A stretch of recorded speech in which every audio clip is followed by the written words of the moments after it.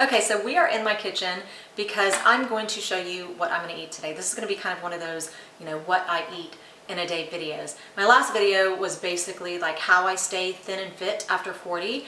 I'm 45 and I'm going to be 46 in a few months. And I've always pretty much eaten the same way, probably at least for the last 20 years. And if you missed that last video, I talked about how I practice something called intermittent fasting. And I've been doing that, like I said, for about 20 years. And it's the 16-8 method. And in a nutshell, it's kind of, you skip breakfast. However, it's not just about skipping breakfast. It's actually about what happens in your body after you have digested all your food and have fasted for a certain amount of hours. Your body can kind of turn into like a fat burning machine.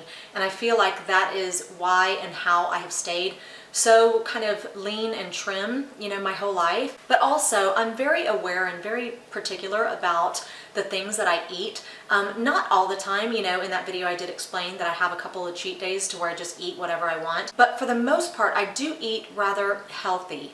Not every meal that I sit down to is just packed with nutrition, but in the big scheme of things, it's a lot healthier for you than some other alternatives. I don't want you to be under the misconception that, all these videos, because I plan on putting out quite a few of these videos, just kind of what I eat in a day video, because I feel like I've figured it out, at least for myself and my body. I've figured out, some of the things that I can eat regularly, or that I do eat regularly, to basically keep the look and the physique that I'm looking for, that's my goal, And I do try my best to get in a lot of nutrition, but sometimes some of the things are just low fat, low calorie, but they're still really, really good. And I think that some people do want those alternatives too, because not everybody is a health nut, And some of us, want things that are really convenient and quick so that we can get in and out of the kitchen, and it's still going to taste good, but we don't have to worry about, it putting weight on us and stuff like that. So anyway, let's go ahead and jump in. I'm going to show you what I'm going to have for lunch. Right now, it is a little afternoon, and so this is going to be my first meal of the day, and all I've had up until now is iced coffee. Anyway, let's go ahead and jump in. Let me show you what I'm going to make. This is something that I have been eating for lunch pretty much every day for about a week and a half. It's actually a breakfast seeming, meal, but because I don't eat breakfast, I have it for lunch. Okay, so let's go ahead and jump in. Let me show you what I'm having for lunch right now. Okay, so these are all the ingredients that I'm going to use in order to make this dish, and it is so delicious. Actually, also some cheese. I'll get that out in a minute. So I've got some onions, and I wanted to show you that I don't like wasting time every time I'm ready to eat something like this, cutting onions. So I will cut up a whole onion and put it in a baggie so that basically I can just take baggies and then just pour it in there, because if I have to spend too much time preparing, then it's just going to, then I'm probably not going to eat it. So then I've got some mushrooms. Again, I cut them up. I don't always cut them up. Sometimes I'll just take them straight from the carton and just throw them in there. I've got some ham that's cut up, and then this avocado. This, I'm only going to probably use a quarter of it, if that. Yeah, maybe this much. And then I've got some spinach, and I'm going to use quite a bit of spinach. I also have an egg, 1 egg and 2 egg whites in here. I don't want to put too many egg yolks because that's where all the fat is. I do realize that there's collagen and good fats in the yolk, so I do want to put 1 egg in there. 1 yolk in there. And then I've got this Pico De Gallo, and this is medium, and I'm going to use that to flavor it rather than salt and pepper. I can use a little bit of salt, but the ham already has salt in it, and it kind of makes it taste salty anyway. So then I've got this olive oil, and I'm going to spray the pan just so nothing sticks. And yeah, let's go jump in. Okay, so I've got the pan on high. Just going to do that.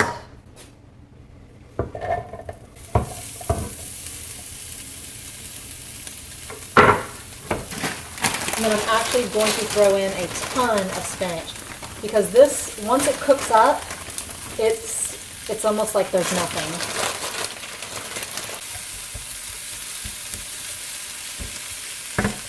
And then I'm actually going to put a lid on it because I want everything to cook, pretty fast in there.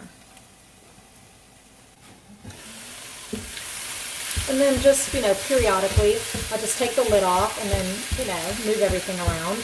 Now, as you could see, I did not use that much oil, but all these vegetables and stuff produce, some water. And so nothing sticks to the bottom. It's just really nice. You don't have to go overboard with any oils. Now, I do understand that some oils are considered, good fats. They have good fats in them. But you can also go overboard on good fats too, and good fats will put weight on you. So you do have to be careful. What I'm going to do is I'm going to scoot everything over, and I'm going to take my olive oil, and I'm going to spray a little bit more, and I'm going to turn down the heat because it's awfully hot right now. I'm going to have to go really fast here because things really, especially this egg, it just really starts steaming.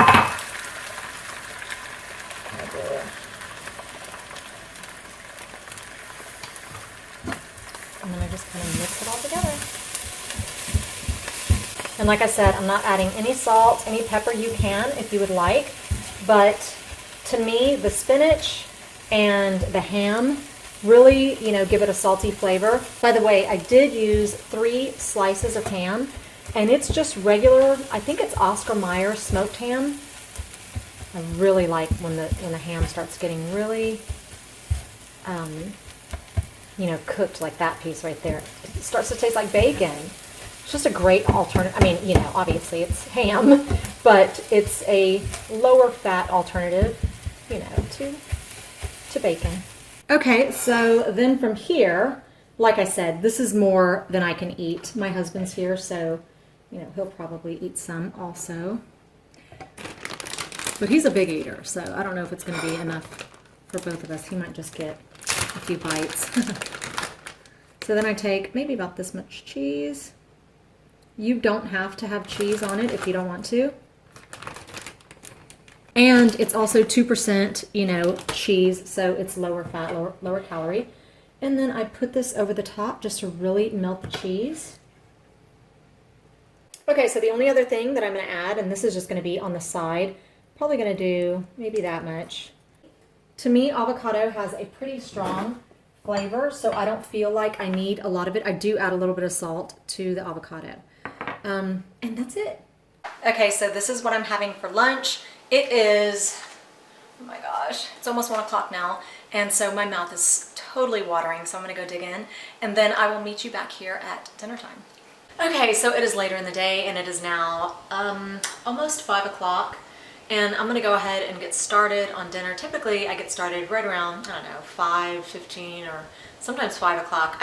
We like to eat early around here because, I'm home, my husband works from home, and, it's just nice to eat early, and then we could just let our food digest, and then usually me and my daughter will go in my filming/yoga room, and we will, work out a little bit, do some yoga, stuff like that, and then we'll all hop in the shower and, start winding down for the night. So let me go ahead and show you what we're going to be having for dinner tonight. You are probably going to come to the realization that I really don't like to spend a lot of time in the kitchen. Who does?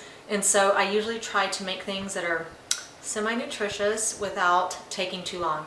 So I have everything lined up behind me right here, and you're probably noticing that there's a lot of cans, and I do eat things out of cans. I don't home make everything.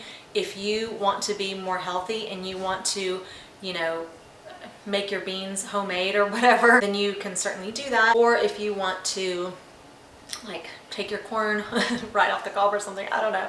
You can do it whatever way you want. I'm going to tell you what ingredients I use, and and then you can go from there. So anyway, let's go ahead and jump in. Okay, so the first thing I'm going to do is I'm going to ground up this extra lean ground beef, 96% lean. I'm going to use the whole thing, and this is going to feed my family and me lunch for the next few days. Now, I did not bother adding any oil to the pan because this beef has oil in it already, and so as soon as it starts to cook up, that oil is going to be produced, and it's going to coat the bottom of the pan. I've never had problems with it sticking. These are the onions that I cut up earlier. I'm going to put some of those in there too, not the whole bag, because I'm going to add some other stuff, just maybe that many. I'm also going to add just a little bit of seasoning. I've got this Julio Seasoning right here.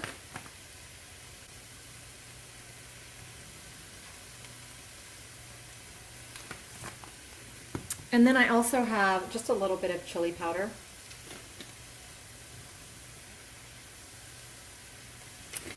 So I'm going to let this brown for a little bit, and I'm going to keep stirring it, and we'll come back in a second. Now I'm actually going to add a little bit of this taco seasoning because my daughter really likes this taco seasoning.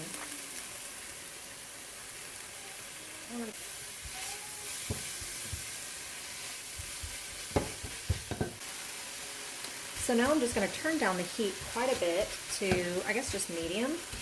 And then I'm going to add all the other ingredients right now, all at the same time pretty much. So I've got all my beans right here in a bowl.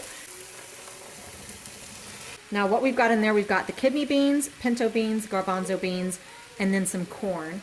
And now I'm going to add 2 cans of these petite diced tomatoes. Now I'm going to add some of this fresh cilantro salsa, and you know, you just add it until it pleases your taste buds, you know. I absolutely love this stuff, and so let's see. I'm going to add 4 big helpings of that.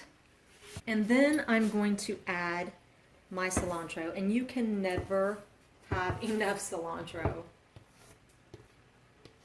I still have some over here. I just want to take the stems off before I put it in. I don't know why. I don't like having stems in my food. Not cilantro stems anyways. I will eat the stems of the, what do you call it? Of spinach, but not cilantro. Okay, so this is what the final, you know, dish looks like, and it's really delicious. I like a lot of tomatoes. I like to taste a tomato pretty much in every bite. If you don't, then you can leave out some of the tomatoes. I think I should have added a little bit more cilantro because I like a really strong cilantro flavor, but it's just up to you. You know, it's just up to your personal taste buds. Okay, so this is how I like to eat mine. Now I let the beans and meat and everything cool down, and then I put it over a bed of lettuce, and all I used some spinach, and then I used some of this romaine, it's just like a classic romaine mix or something. And then I sprinkled a little bit of shredded cheese, just a 2%. And then on the outside, I've got the baked Tostito chips. And I'm actually gonna crush all those and put them on top because I like a lot of texture. And then I put some little slices of avocado on top. And I'm actually going to cube that up because I want a little bit of avocado with every bite. I'm also going to eat this with sour cream and then some sort of hot sauce or salsa because I like to add a kick to mine. Sometimes if I had some jalapenos, I would add that too. So anyway, it ends up turning into kind of like a taco salad.